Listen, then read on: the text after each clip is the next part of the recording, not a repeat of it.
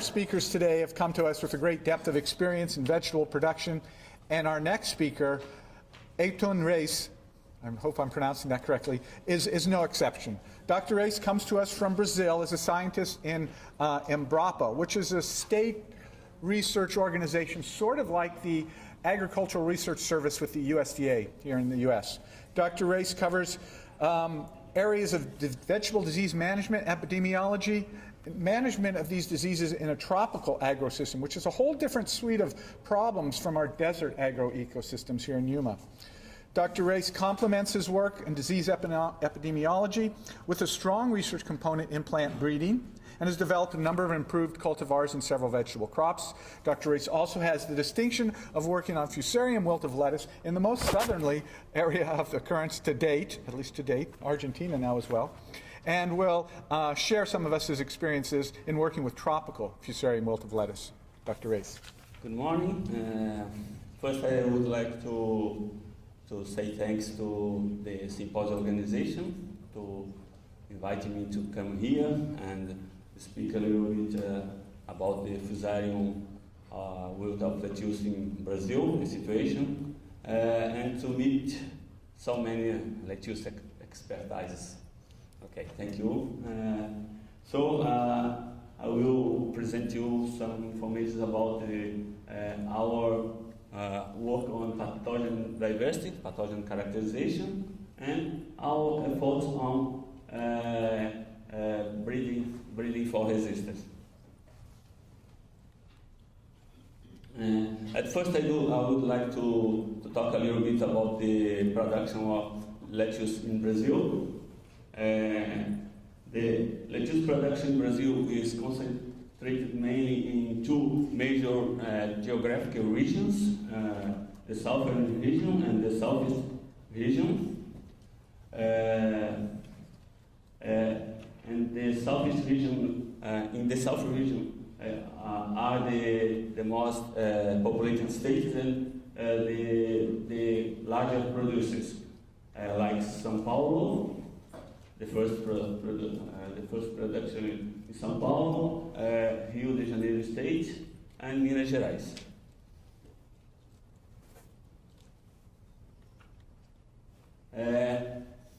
There is some difference about the lettuce industry in Brazil and the industry in US.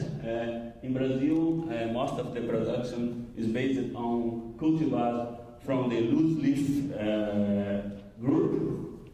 So 55% of the production is from loose leaf cultivars, and crispy head is increasing in importance because mainly of the processing industry and the fast food restaurants. But the head was very important in the past, but now is only 5% of the production, and romaine still is less than 5% of the production. Fusarium wilt of lettuce is a very recent disease of lettuce in Brazil, and so far in South America it was reported only in Brazil and in Argentina. But we don't have any other information about this situation in Argentina. There is only one report, I think, in plant disease, and we don't have other information. The first report of the disease in Brazil was in 2008 by a research group of the INCAPER, that is a company, a research institute from the Espírito Santo state. And at first the disease was not a big trouble for lettuce growers in Brazil, but after some years, in about 2010, it came to the major producing regions in the states of São Paulo, Minas Gerais, and Rio de Janeiro, and it caused many problems, mainly in the region where we grow lettuce for processing industry. And some growers complain about even sometimes 100% of loss. But it's not very common, so many loss. They say that the loss now is ranging from 10 to 20% if they grow susceptible cultivars in infected soils. Disease management in Brazil is based mainly on resistance, the use of resistant cultivars. In the industry producing region, they changed the very susceptible cultivar higher by the tolerant one laurel. The situation in this region is, if they don't have if the soil is not contaminated, they use higher because it's better for industry. But if the soil is contaminated, they use the tolerant cultivar laurel. And in the region, they grow lettuce for fresh market. They use mainly the cultivar vanda. It's highly resistant. And it's from the loose leaf group. They also use crop rotation and crop succession when they have new areas to move. And there are some growers that use biological control by using some trichoderma formulations. We started to work with Fusarium Wilt of lettuce in 2011 when we received some samples, some isolates, and we decided to collect isolates in the main production areas. At first, we inoculated all the isolates in 3 lettuce cultivars, one crispy head, one butterhead, and one loose leaf. And also we inoculated the isolates in other plants from the Asteraceae family and in other plants from other botanical families. And after the pathogenic isolates, we inoculated in a set of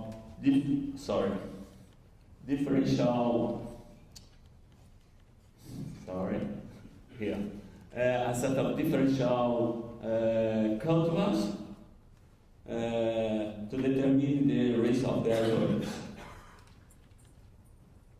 It was done under greenhouse conditions by the root dipping method. And we found that only the isolates were pathogenic only on lettuce, so they were specific for lettuce, and all pathogenic isolates were classified as race 1. And the isolates, all pathogenic isolates were collected in these 2 major regions. Isolates from other regions were not pathogenic. So far we have only race 1, Fusarium Wilt race 1 in Brazil, and the disease occurs only in 2 major regions, South and Southeast regions of Brazil. After this, we decided to compare our isolates, race 1 isolates, with isolates from United States and Japan by the phylogeny of the IGS and TEF region. And we found that most of our isolate group with race 1 isolate from US and some race 1 isolates from Japan, I think. But we found also some variability among our isolates. Some isolate grouped in other clades. So most of our isolates are similar to isolates from US and Japan, but there are some variability among them.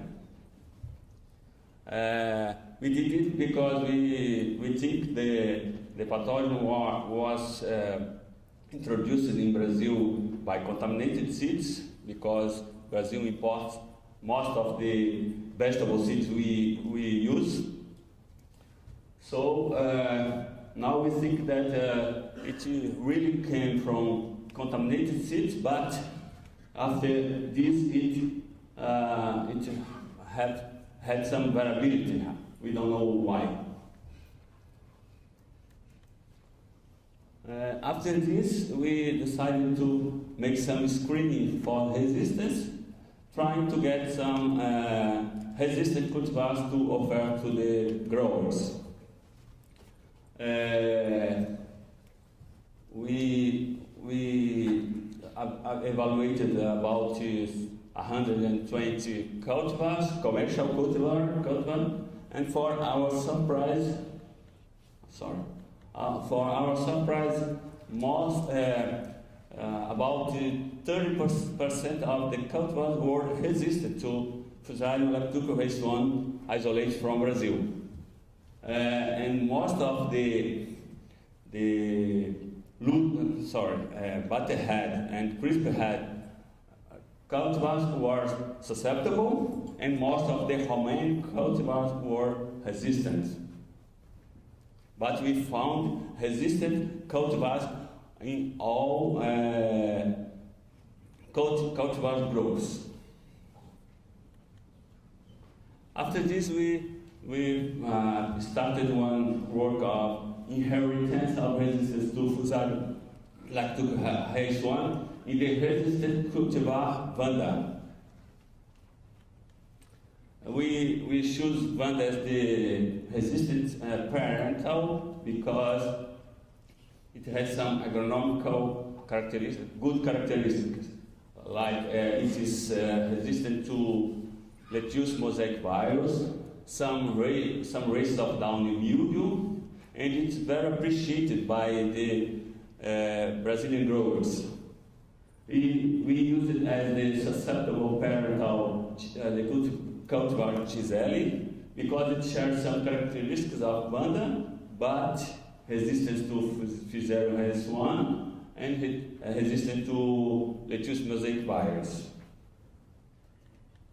It was done under greenhouse conditions also by the root tipping method. In the evaluation, we used one severity scale, numerical disease severity scale, ranging from 1 to 5. One where 1 is plant with no clear symptoms, and 5 is dead plants. As a result, we found that the F2 population segregated in a 3-to-1 model, genetic model, and we concluded that the resistance for Fusarium Wilt 1 in the cultivar Vanda is governed for one single dominant lot. It's a good news because now Vanda is being a very good resistant source for Brazilian breeders of lettuce. After this, the current situation is we inoculated the different populations coming from the crossing of Gisele to Vanda, and we are extracting DNA, phenotyping the populations.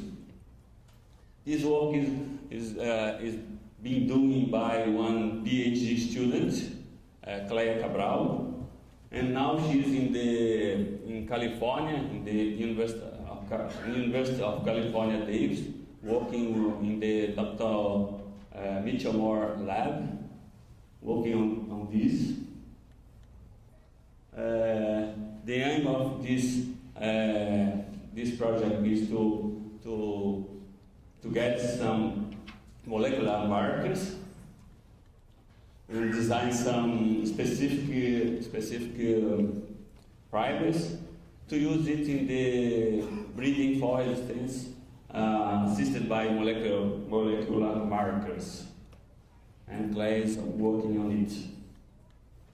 I would like to finish with presenting our group working on Fusarium Wilt of lettuce in Brazil. It's composed by myself, Dr. Leonardo Bote and Dr. Maria Esther Bote, two plant breeders also from Embrapa Vegetable, Katia Brunelli from Sakata Seeds, South America, and Dr. Elcio Costa from Incapé worked with us in the characterization project.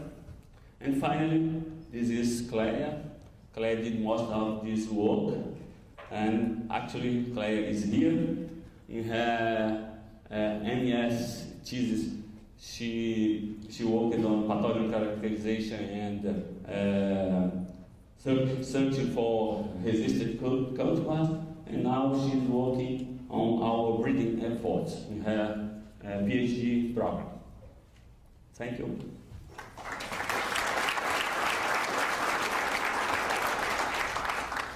We have some time for some questions for Dr. Reis. So you're screening your F2 and F3 populations using RES1 only. Is it because you don't have RESs 2 and 3 in Brazil? Yeah, we don't have RES1 and RES3 in Brazil, and we don't want to import it to Brazil. That's why. I hope it is. We don't have RES2 and RES3 in the future in Brazil. Other questions? Yes.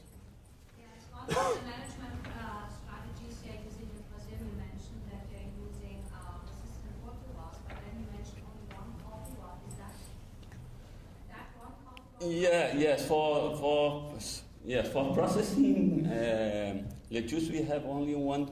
It's not a highly resistant cultivar. It's tolerant. Laurel. In Brazil, it's going. If they have contaminated soil, they use laurel because it's tolerant. If soil is free of the pathogen, they use Hyder because it's better for industry. In the fresh market lettuce, they use the highly resistant cultivar Vanda. And that cultivar can be grown across the multiple different. Yes, Vanda is very, very adapted to Brazilian conditions. Hyder and laurel, not very, very much. They are adapted so for some regions, mainly for southeast region of Brazil. What are your yields going? Sorry? What are your yields? How high are the yields? About how high are the yields? Yes. Yield is. Yield loss or yield production? The yielding, I don't know now. Sorry, I don't have this information now. Sorry. You mentioned that trichoderma was being used for biological control. Could you say a few more words on that? Yes, we don't have many information about it. Some growers are using it. I don't know if it's working very well. They say it's working, just it. There are some trichoderma being sold in Brazil. Some companies formulating some trichodermas and selling it in Brazil. And some growers are using, and they say it's okay. It's doing well. I should mention that we've incorporated several formulations of trichoderma in the biological control trial in our field trials that we'll see later on today. The disease pressure in those trials was not tremendous as we had hoped, but there is some disease, and there are some differences we think, some improvements using trichoderma. No more questions. Let's thank Dr. Reis again.